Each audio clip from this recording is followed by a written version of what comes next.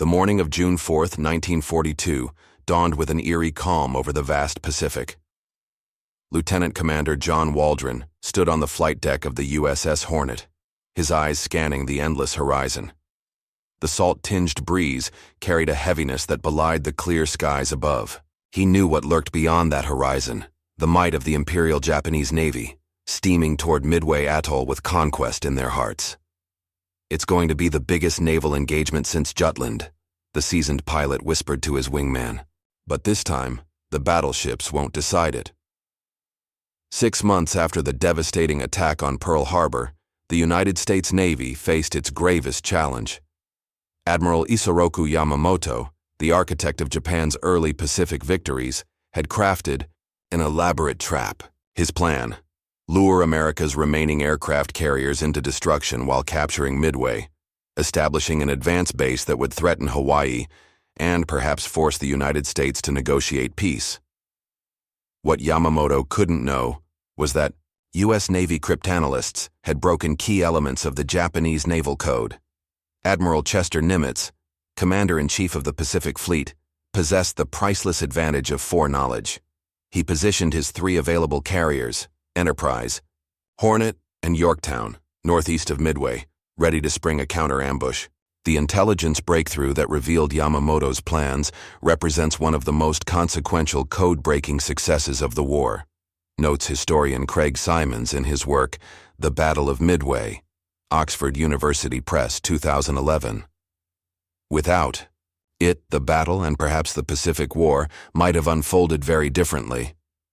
Below decks on the American carriers, pilots studied reconnaissance reports and maps. The air groups represented America's thin line of defense and its only real offensive weapon. The devastating Japanese carrier strike on Pearl Harbor had demonstrated with brutal clarity that naval warfare had evolved. No longer would massive battleships thunder broadsides at each other across the waves. The new monarchs of maritime conflict were the aircraft carriers, floating airfields projecting power across vast distances. On the Japanese side, confidence bordered on arrogance. Vice Admiral Chuichi Nagumo commanded the first carrier striking force with 4 fleet carriers, Akagi, Kaga, Soryu, and Hiryu, the same fearsome flotilla that had ravaged Pearl Harbor. Their pilots were among the most experienced naval aviators in the world, veterans of campaigns across China and Southeast Asia.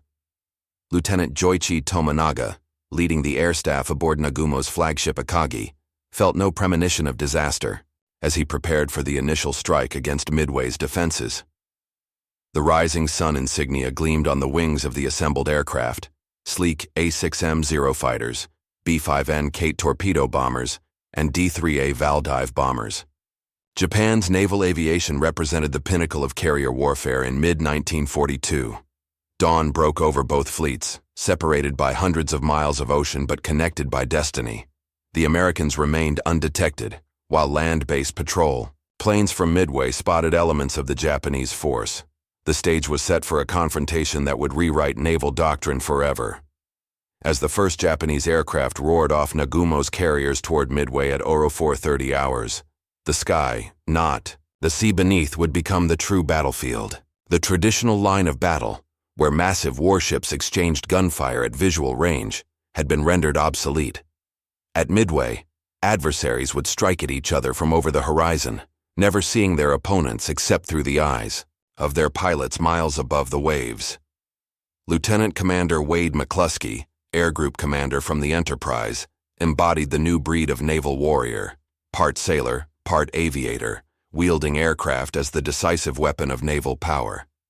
As he inspected his SBD Dauntless dive bombers before dawn, he knew that the coming hours would test not just the men and machines under his command, but the very concept of carrier warfare that would define naval combat for generations to come. Tatao. Precisely 4:30 hours, the first wave of Japanese aircraft thundered off the decks of Admiral Nagumo's carriers. 108 warplanes, 36 fighters, 36 dive bombers, and 36 level bombers formed up in disciplined formations and turned toward Midway Atoll. Lieutenant Tominaga led the strike force, confident in the overwhelming superiority of Japanese naval aviation. Below, aboard the flagship Akagi, Nagumo maintained his measured calm. The plan was unfolding perfectly. First destroy Midway's air defenses, then prepare for the anticipated American fleet. Half his aircraft remained armed with torpedoes and armor-piercing bombs, weapons designed to sink warships, awaiting intelligence on American naval movements. The Japanese operational plan reflected their tactical doctrines refined through years of rigorous training, writes naval historian Jonathan Parshall in Shattered Sword, The Untold Story of the Battle of Midway, Potomac Books 2005. Their carrier operations were unmatched in efficiency, capable of launching fully coordinated strikes with precision timing. At 0542, radar operators on Midway detected the incoming Japanese aircraft. Marine fighter pilots scrambled to their Brewster F-2A Buffaloes and Grumman F-4F Wildcats, outclassed machines about to meet the legendary Zero in combat. Major Floyd Parks led his pilots aloft with grim determination, knowing the odds they faced. The ensuing battle above Midway was brutally one-sided. The Japanese Zeros tore through the American fighter screen. Lieutenant Masaharu Suganami, flying a Zero from Soryu, later described the engagement. "We moved through their formation like a hot knife through butter. Their aircraft seemed slow and cumbersome compared to our nimble fighters." On the ground, Midway's defenders braced for impact. Captain Simard had dispersed his forces as best he could, but the Japanese dive bombers struck with devastating precision. Hangars erupted in flames, fuel stores exploded, and the runway cratered under the assault. Yet the island's defenses, though wounded, remained operational, a critical factor in the battle's unfolding drama. Even as Midway burned, its striking power remained intact. The island's commander had launched every available aircraft, 26 bombers of various types, against the Japanese carriers. What followed was a demonstration of courage overshadowed by tactical realities. The American bombers, attacking without fighter escort, were decimated by Japanese combat air patrols and anti-aircraft fire. Not a single effective hit was scored on Nagumo's carriers. Marine Captain Richard Fleming, leading his SB-2U Vindicator bomber through withering fire, pressed his attack with suicidal determination. His aircraft, struck repeatedly, erupted into flames as he made his final approach. On the Mikuma, the bomber's wreckage splashed harmlessly into the sea, one of many American planes lost in these early desperate attacks. Meanwhile, the battle's critical turning point was developing in the command centers of both fleets. At SO 728, Japanese scout planes reported American naval forces northeast of Midway. Nagumo faced a momentous decision. His strike aircraft were returning from Midway, needing to land, refuel, and rearm. Half his reserve aircraft were armed for a second strike against Midway, not for naval combat. Should he rearm them for ship attack, risking a period of extreme vulnerability while aircraft were spotted on deck with bombs and torpedoes? After crucial minutes of deliberation, at 0745, Nagumo ordered his reserve aircraft to be rearmed with anti-ship weapons. It was a fateful decision that would expose his carriers during their most vulnerable period, flight deck operations, with munitions being moved about and fuel lines connected to aircraft. Aboard the American carriers, tension mounted as reports from Midway filtered in. Admiral Raymond Spruance, commanding the Enterprise and Hornet, made the critical decision to launch his strike aircraft at extreme range rather than wait for ideal positioning. It was a calculated risk. His pilots would be at the limits of their fuel endurance, with little margin for error or extended combat. At 0700, aircraft began roaring off American flight decks. Torpedo Squadron 8 from Hornet, Torpedo Squadron 6 from Enterprise, and Torpedo Squadron 3 from Yorktown launched first, followed by dive bombers and fighters. The American counterattack was underway, setting in motion the decisive phase of the battle. The American torpedo bombers flew low over the waves, their outdated TBD Devastators struggling to maintain formation as they approached the Japanese fleet. Lieutenant Commander John Waldron's Torpedo Squadron 8 from the Hornet pressed forward without fighter escort. Their assigned Wildcat fighters had become separated during the approach. "We will go in. We won't turn back. We will attack." "Good. Hook." Waldron's final radio transmission to his squadron embodied the spirit of the American attack. What followed was one of naval aviation's most poignant sacrifices. Japanese Zero fighters, led by Lieutenant Shigeru Itaya, descended upon the vulnerable American torpedo planes. One by one, the slow, underarmed devastators were shot down. Of the 15 aircraft in Torpedo Squadron 8, not a single one returned to its carrier. Only Ensign George Gay survived, floating in the ocean near enough to witness the battle's dramatic turn.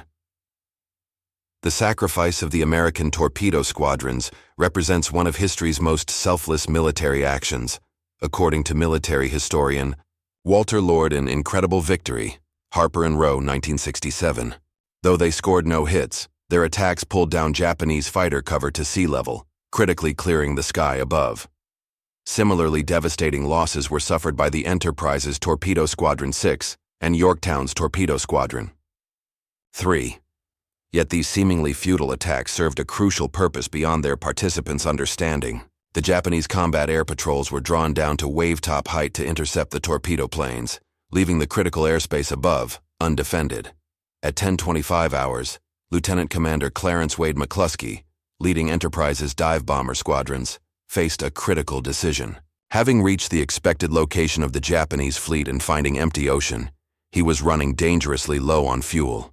Instead of turning back, McCluskey made an inspired guess and continued to search along the Japanese fleet's likely course. Dachitide, 10:24, McCluskey spotted a lone Japanese destroyer making high-speed turns. Following its wake, he discovered what he sought, the heart of the Japanese carrier force. Below him, the first two carriers, Kaga and Akagi, were in the midst of rearming and refueling operations, their decks cluttered with bombs, torpedoes, and fuel lines. Almost simultaneously, Lieutenant Commander Maxwell Leslie's dive bombers from Yorktown arrived from a different direction. The American strike force had achieved perfect timing without coordination, a moment of serendipity that would change the course of the Pacific War.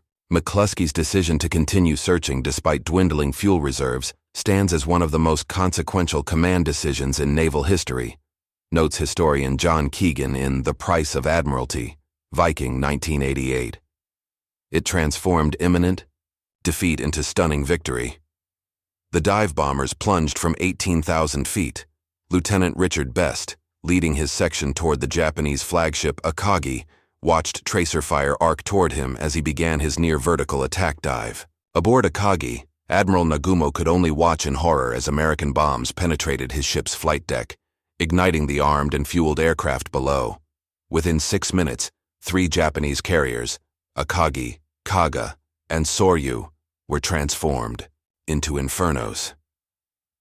The carefully trained Japanese damage control teams fought desperately against the spreading fires, but the volatile combination of aviation fuel, munitions, and oxygen-enriched air proved overwhelming. Captain Taijiro Aoki of the Kaga reported by signal lamp to the flagship. Unable to control fires, request permission to abandon ship. By mid-afternoon, these 3 carriers, the core of Japan's naval aviation might, were doomed. Only the Azi-Dr. Hiryu remained operational from Nagumo's once proud carrier force. Its commander, Rear Admiral Tamon Yamaguchi, immediately launched a counterstrike against the American carriers. The Japanese counterattack found the Yorktown. Despite valiant defensive efforts by her combat air patrol, Japanese dive bombers scored 3 direct hits, leaving the American carrier listing in a blaze.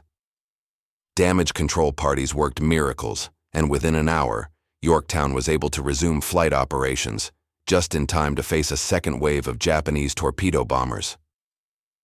This time, the damage was fatal.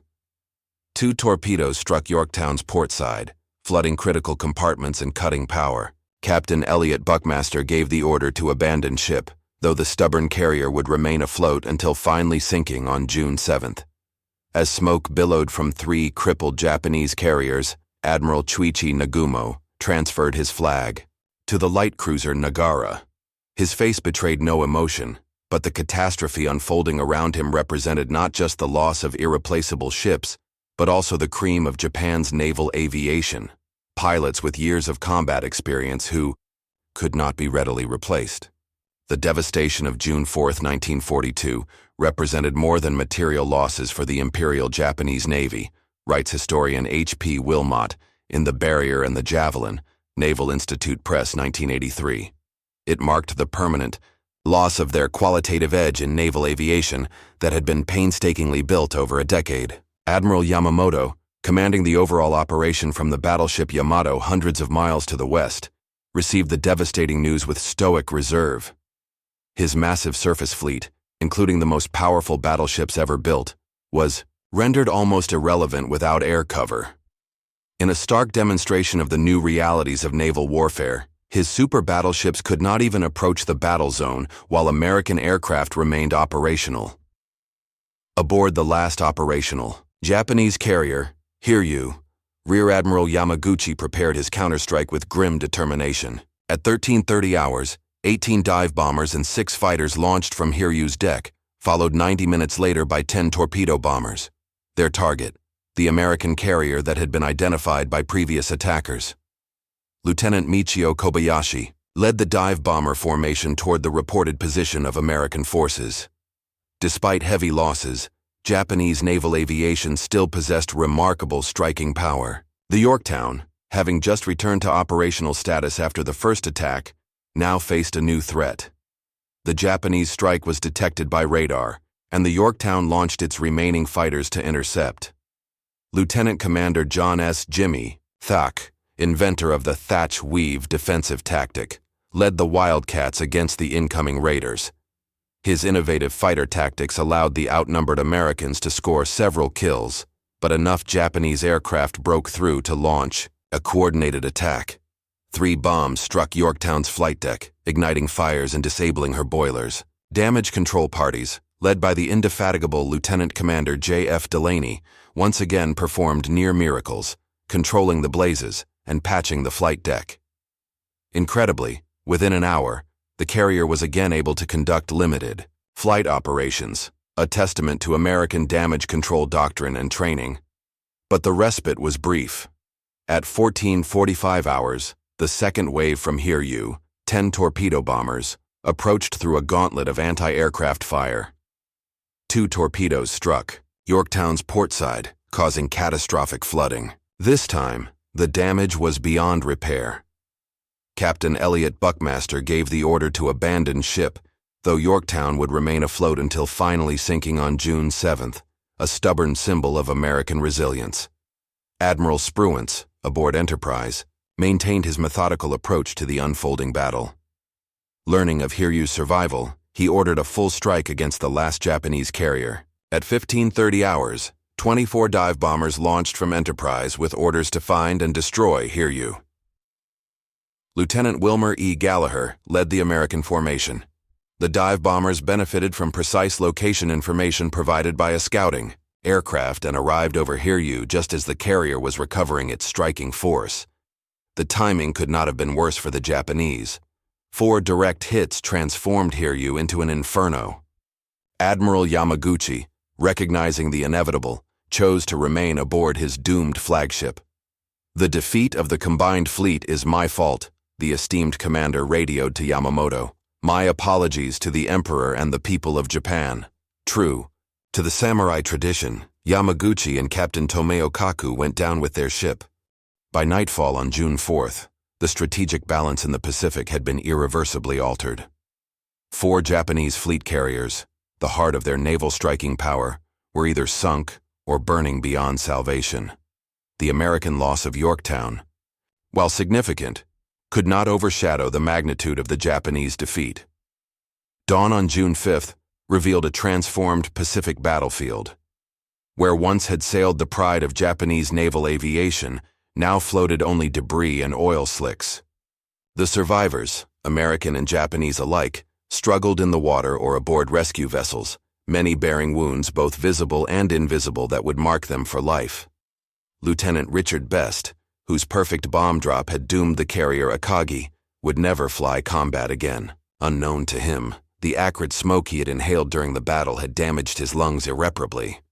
Ensign George Gay, the sole survivor of Torpedo Squadron 8, floated for 30 hours before rescue, witnessing much of the battle from his Precarious position in the water. The personal costs of Midway extended far beyond the official casualty counts, writes historian Samuel Eliot Morrison in his History of United States Naval Operations in World War II, Little, Brown and Company, 1949. For every man lost, a dozen more carried physical and psychological scars that would never fully heal. Admiral Yamamoto, architect of Pearl Harbor and the Midway operation, ordered a general withdrawal toward Japan.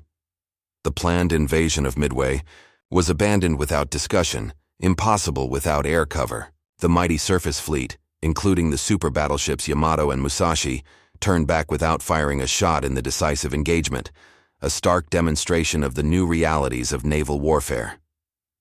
Aboard the Enterprise, Admiral Spruance considered pursuit, but chose caution.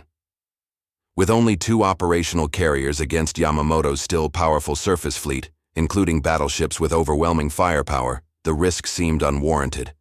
The American victory was already historic. There was no need to jeopardize it through overreach. Spruance's decision not to pursue has been debated by naval historians for decades, notes Craig Simons in The Battle of Midway, Oxford University Press, 2011. Yet his judicious approach, neither timid nor reckless, exemplified the strategic wisdom that would eventually guide America to victory in the Pacific. The strategic implications of Midway echoed far beyond the immediate tactical victory. Japan had lost 4 fleet carriers, Akagi, Kaga, Soryu, and Hiryu, along with 332 aircraft and over 3,000 sailors and aviators, including many irreplaceable veteran pilots. Perhaps most devastatingly, the aura of Japanese naval invincibility had been shattered. Emperor Hirohito was informed of the defeat in carefully measured terms, but the imperial court understood the gravity of the situation. Prime Minister Hideki Tojo, who had celebrated victory after victory since December 7th, now faced the first major reversal of Japanese fortunes. The news was withheld from the Japanese public, reported merely as an inconclusive engagement, in which both sides suffered losses. In Washington, President Franklin Roosevelt received the news with understated satisfaction. "This is the first time that we have stopped them," he remarked to his cabinet. The victory provided a crucial morale boost for an American public still reeling from the shock of Pearl Harbor and a string of Allied defeats across the Pacific. Admiral Nimitz, whose faith in his intelligence team and willingness to take calculated risks had set the stage for victory, issued a simple statement: "Pearl Harbor has been partially avenged."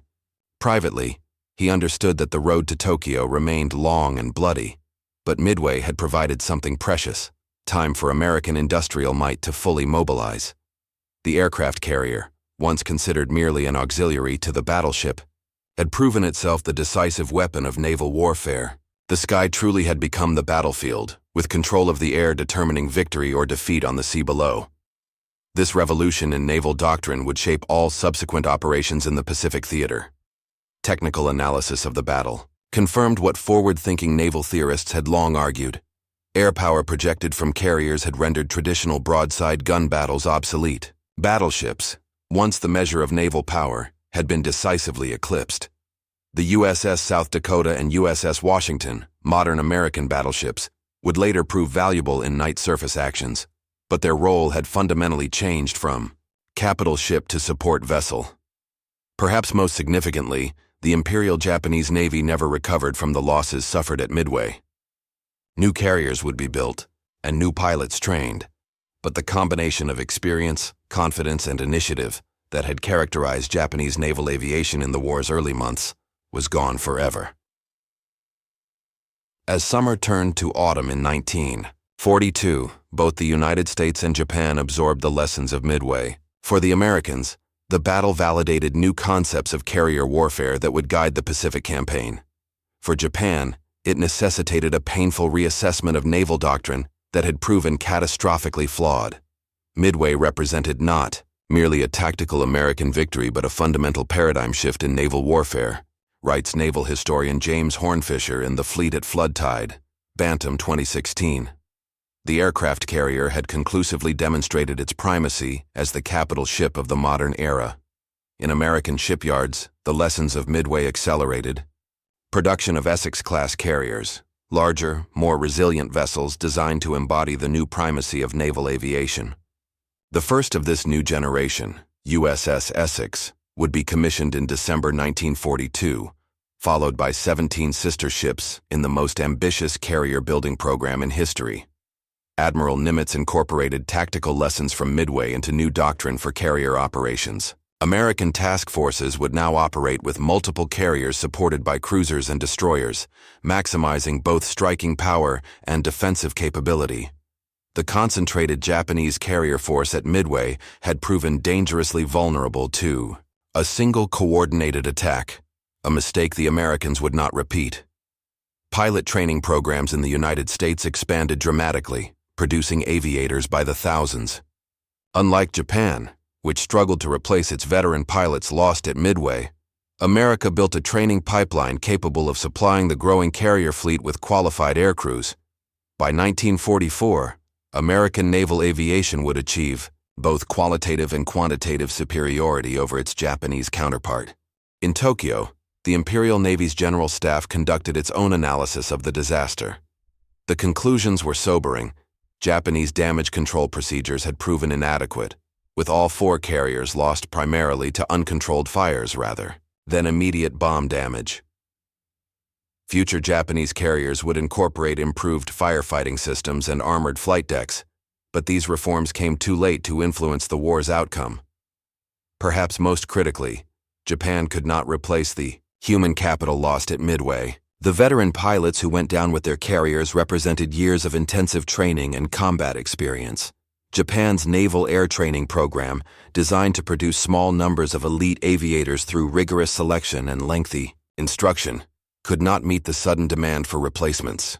The Japanese Naval Air Service never recovered from Midway, observes historian Mark Peaty, in Sunburst: The Rise of Japanese Naval Air Power, Naval Institute Press, 2001. The loss of experienced air crews created a qualitative decline that accelerated throughout the war, even as American naval aviation grew stronger. The technological race between carrier aircraft accelerated in Midway's aftermath. The iconic American F-4F Wildcat, outclassed by the Zero at Midway, would soon be supplanted by the formidable F-6F Hellcat and F-4U Corsair. The SBD Dauntless dive bomber, hero of Midway, would give way to the SB-2C Helldiver. Each generation of aircraft incorporated lessons learned in combat, widening America's advantage. Individual veterans of Midway played crucial roles in subsequent Pacific operations. Wade McCluskey, whose inspired decision-making had helped locate the Japanese fleet, rose to command the air group on USS Hornet, CV-12, the successor to the carrier lost at Santa Cruz. Jimmy Thatch, whose innovative fighter tactics had proven so valuable, became one of naval aviation's leading tacticians and trainers.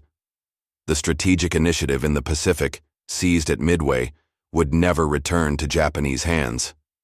2 months later, American Marines landed at Guadalcanal, beginning the Shiisai, Long Island hopping campaign that would eventually reach the Japanese home islands.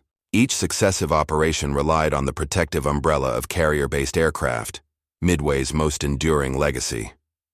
By war's end, the transformation of naval warfare was complete. The battleship, once the arbiter of naval power, had been conclusively dethroned. The aircraft carrier reigned supreme, projecting power across vast oceanic distances. The sky had indeed become the battlefield, with control of the air determining victory or defeat on the sea below. Admiral Chester Nimitz, reflecting on Midway years later, observed, "Midway was the most decisive single action in the history of naval warfare. It changed the whole course of the war in the Pacific." His assessment has stood the test of time. In those crucial minutes on June 4, 1942, when American dive bombers plunged through clear Pacific skies toward vulnerable Japanese carriers, naval warfare changed forever. The legacy of those sky warriors, men like Best, McCluskey, Waldron, and Gay, extends beyond their immediate victory. They pioneered a form of warfare that would dominate naval strategy through the 20th century and beyond. Modern aircraft carriers, though vastly more sophisticated than their World War II predecessors, operate according to principles validated at Midway. The sky remains the battlefield. just as it became on that pivotal June day in 1942.